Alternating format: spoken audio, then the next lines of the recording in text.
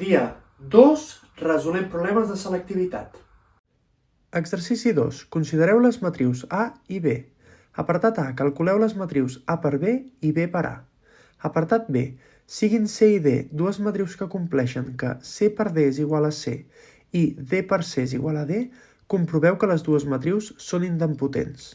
Nota: una matriu quadrada s'anomena idempotent si coincideixen amb el seu quadrat. Comencem, doncs, amb el primer apartat, la multiplicació de les matrius. La primera matriu l'hem de col·locar a baix i la segona a dalt. No poden estar al revés, han d'estar en aquest ordre. I el que hem de fer és multiplicar la primera fila per la primera columna i col·locar-la on ens indiquen les seves posicions. Per multiplicar-les el que hem de fer és multiplicar el primer número per al primer número, 2 per 2, 4, el segon número per al segon número, per tant, més 3, i el tercer per al tercer, per tant, menys 5. I ajuntar-ho, això dona 2. I això amb totes les files.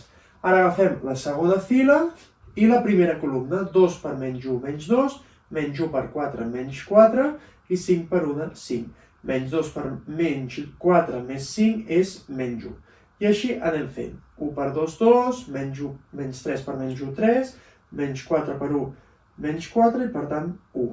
I ara amb la segona columna, igual, 2 per 2, 4, menys 3 per menys 1, més 3, i menys 5 per 2, menys 10, per tant, menys 3.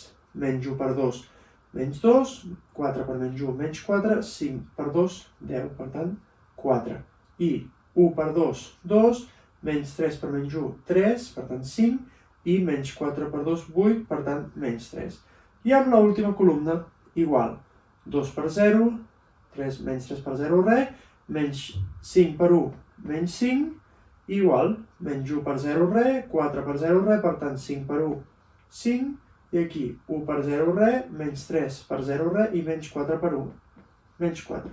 Aquest és el resultat. Calculem ara, doncs, la segona multiplicació, B per A.